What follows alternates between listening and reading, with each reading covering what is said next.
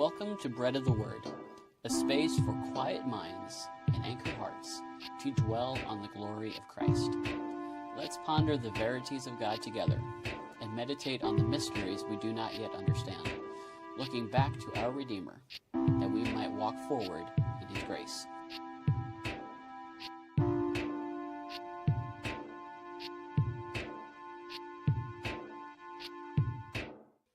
Hello and welcome back to the Bread of the Word podcast. My name is Tyler. I'm your resident Lo-Fi Theologian, and we are continuing our trek in the book of Job.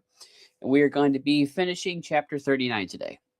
So picking up where we left off last time in verse 13, these are the words of God.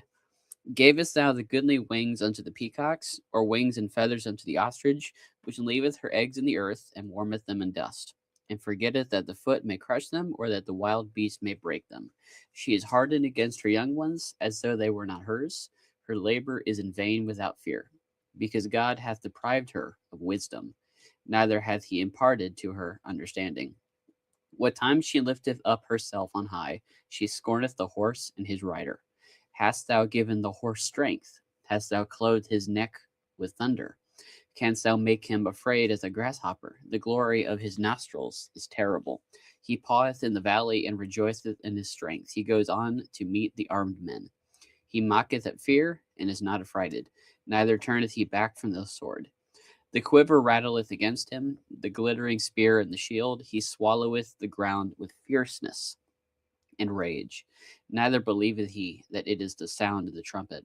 He saith among the trumpets, Ha ha, and he smelleth the battle afar off, the thunder of the captains and the shouting. Doth the hawk fly by thy wisdom, and stretch her wings toward the south?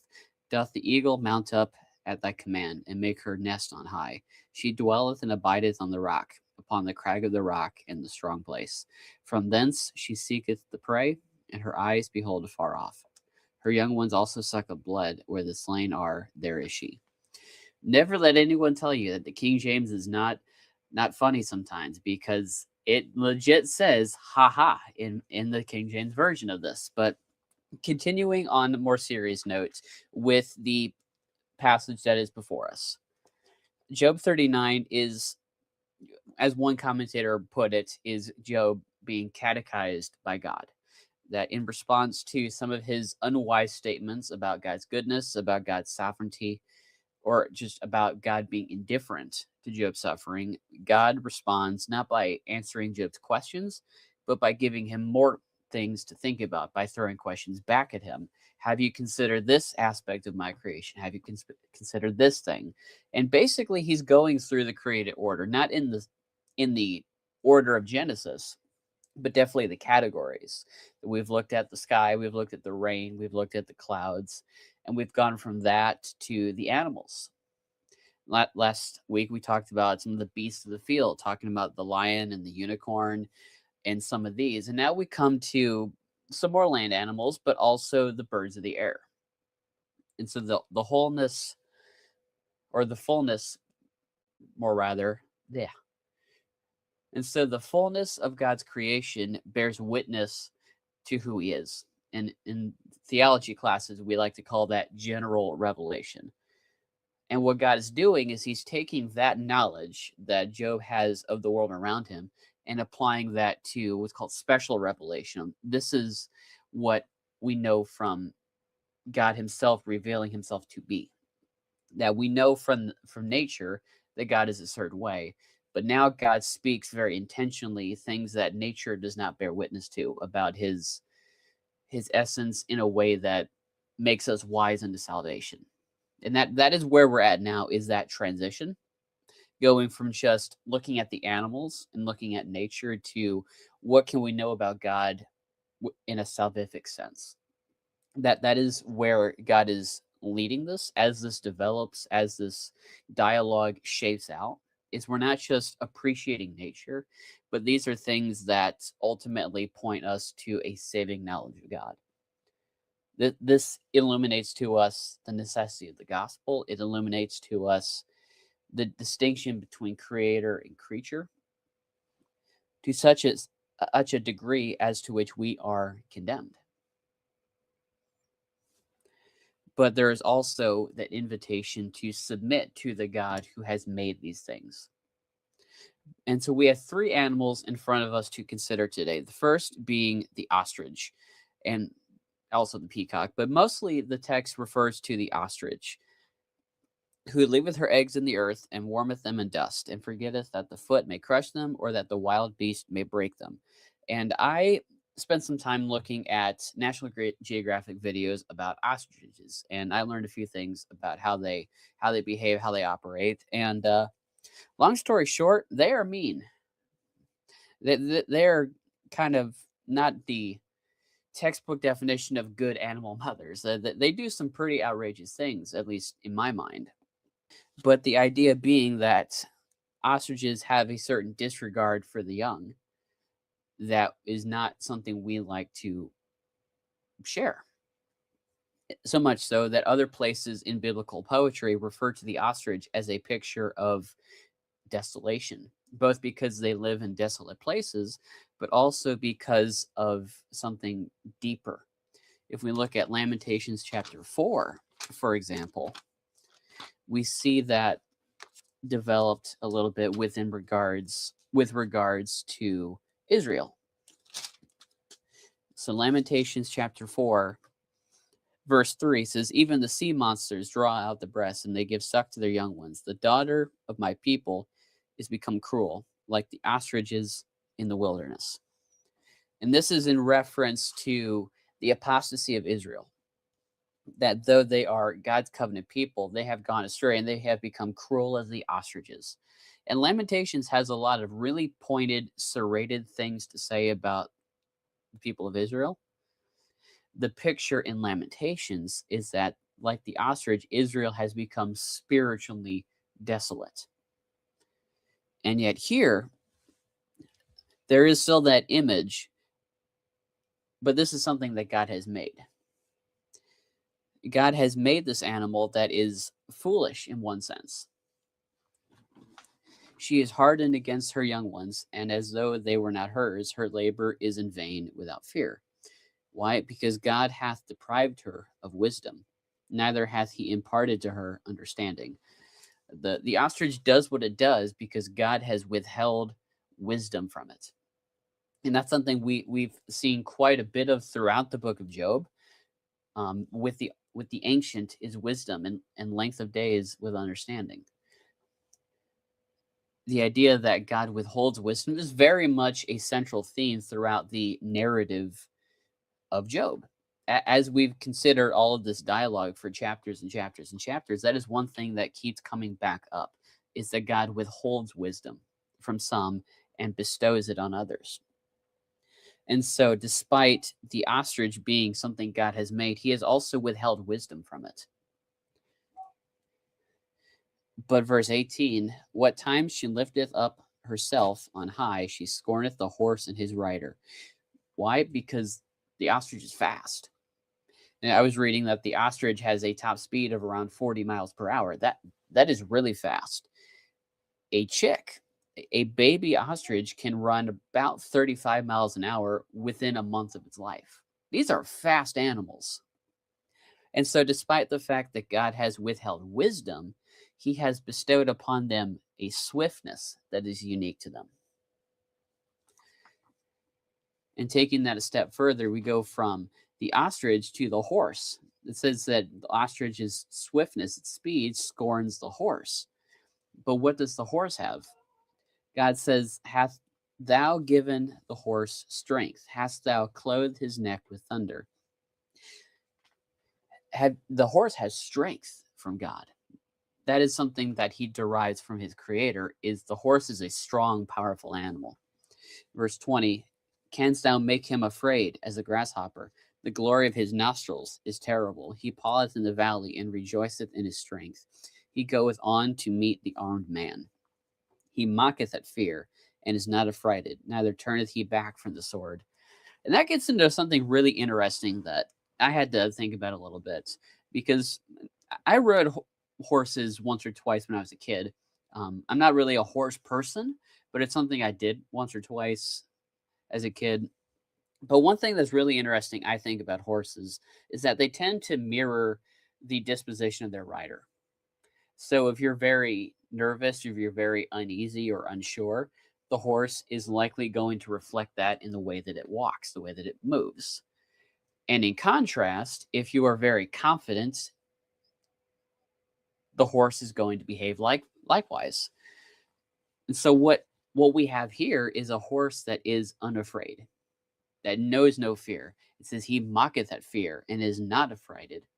Why? Because the rider is unafraid, and he derives that confidence from his rider, which parallels with what God is painting here, that the horse derives his strength from his creator, that from God comes the strength of the horse. Likewise, the horse is unafraid because its rider is a man of war. These are war horses that we're talking about. It says, the quiver rattleth against him, the glittering spear and the shield. He swalloweth the ground with fierceness and rage. Neither believeth he that it is the sound of the trumpet. He saith among the trumpets, Ha ha, and he smelleth the battle afar off, the thunder of the captains and the shouting. God paints for us a picture of the horse as a demonstration of strength, of confidence, of fearlessness, and those are things that God gives the horse. And then our third picture says, doth the hawk fly by thy wisdom, and stretch her wings toward the south? Doth the eagle mount up at thy command, and make her nest on high? She dwelleth and abideth on the rock, upon the crag of the rock, in the strong place. From thence she seeketh the prey, and her eyes behold afar off. Her young ones also suck up blood, and where the slain are, there is she. So then we have the question of, how does the hawk fly? Derives that ability from God. That these three animals depict unique qualities that they get from God. That God has bestowed upon the ostrich both its lack of wisdom, but also its speed, its swiftness. God has bestowed upon the horse its strength and its fearlessness. And God has, by his wisdom, bestowed the hawk and the eagle the ability to fly. Those things take place by the power and the wisdom of God. Right? Proverbs 3 tells us that by God's wisdom, the world was made. And what this is doing is this is demonstrating to Job the intimacy that God has knowledge of his creation.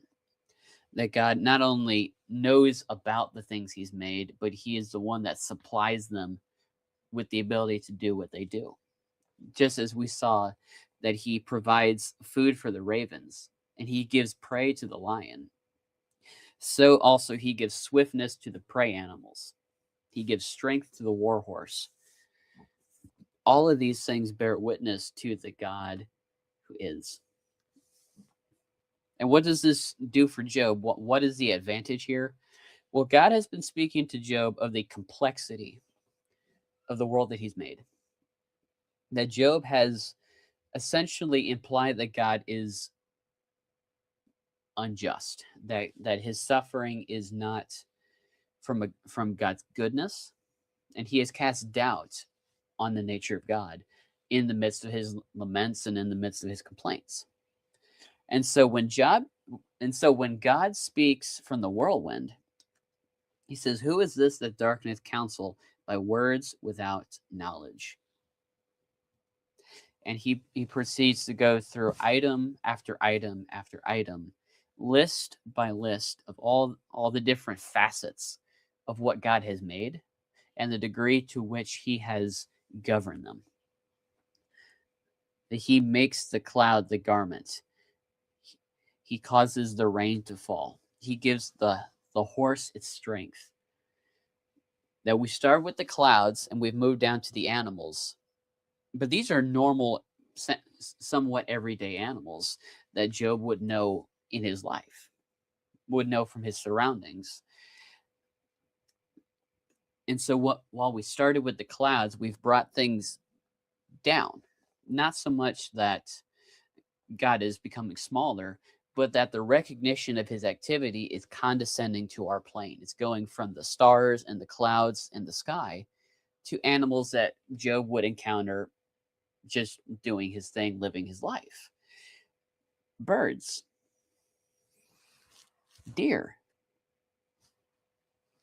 donkeys. He had many donkeys in the beginning of this book. And so, what that essentially does is that it puts God's will in a different perspective.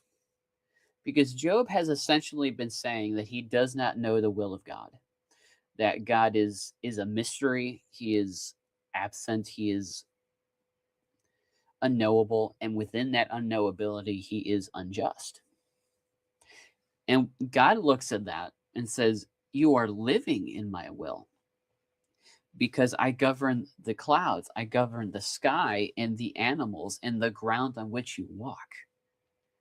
You are encapsulated in what I am doing." That is the theme of this chapter, is the degree to which God is sovereign over the everyday things. It's not just the extraordinary depictions of his power through the sky, through the tempest, but it's also the ordinary in these animals. And we'll come back to some extraordinary a little bit later when we start talking about Behemoth and Leviathan and some of this. But right now, the picture is that God is sovereign over the ordinary. That the seemingly insignificant things, the animals, the dumb animals, are part of God's sovereignty. That within God's economy for upholding the world is the ostrich who has no wisdom. And we're told in Hebrews 1 that Christ upholds all things by the word of his power. That just as true as that is of the whirlwind, it is true of the ostrich. That Christ upholds the ostrich by the word of his power. And so the question posed to Job is also posed to us. Do we see how God is at work around us? That where we live, God is working. Where we live, God is moving. That God's will is not an esoteric thing on some other plane. It's right here. Because life comes from God. That is the ultimate focal point here, is that God gives life. And within the context of Job, what that means is that the animals point us to a creator. The animals point out to us that there is a God and he is not like us. But what Christ came to reveal is the way by which we are reconciled to that creator who is not like us. The nature proclaims to us the difference between us and our maker.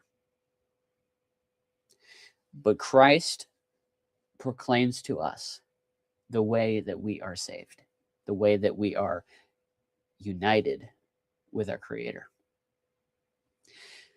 And within the context of Job, that is where we're going, is we're submitting to this God who has made himself known by what he has made, but also by the incarnation of Christ the Son. So even though we have the horse and the birds and all of these things that bear witness to the overwhelming power of God, this is still a God who converses with Job. Job 40, verse 1. Moreover, the Lord answered Job and said, Shall he that contendeth with the Almighty instruct him? He that reproveth God, let him answer it. And then Job answered the Lord and said, Behold, I am vile. What shall I answer thee? I will lay mine hand upon my mouth. Once have I spoken, but I will not answer. Yea, twice, but I will proceed no further. This culminates in Job's submission. Job has said a lot in this book, but when presented with the power of God, with the absolute sovereignty of his creator, Job says, I will be quiet. I will submit to you. God has challenged Job, saying, if you set out to reprove me, then go at it. And after 2 chapters of considering God's creation, Job says, I yield. I will submit.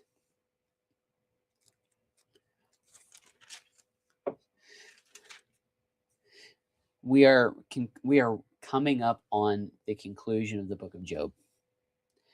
And there's going to be a lot of that because we have some big things to consider from God now.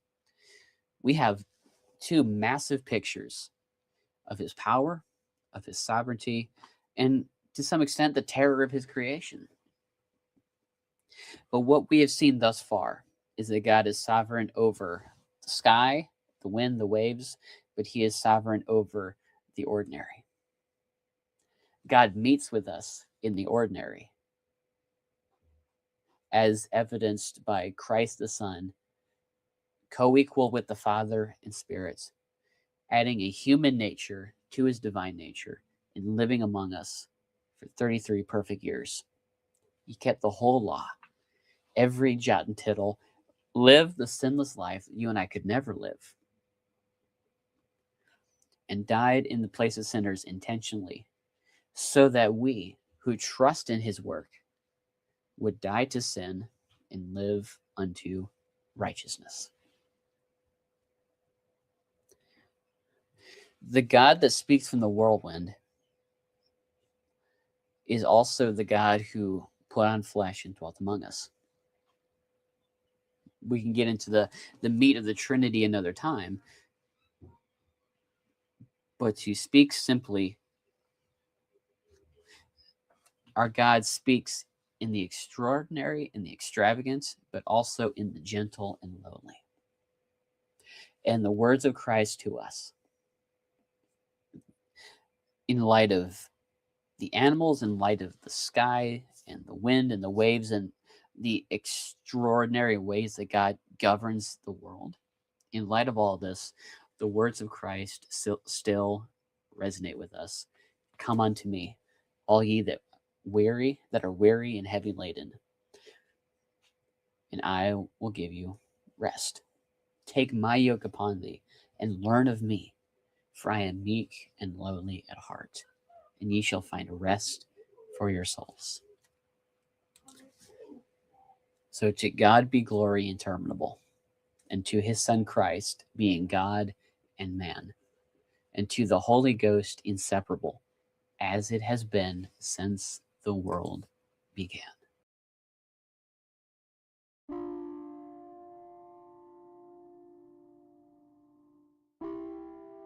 Thank you for joining me today on the Bread of the Word podcast. I pray that the words we've shared have nourished your soul and helped you grow in your faith. If you found this episode helpful, consider sharing it with a friend and subscribe for more conversations on the Word of God and the journey of faith. Until next time, I am Tyler, your Lo-Fi Theologian.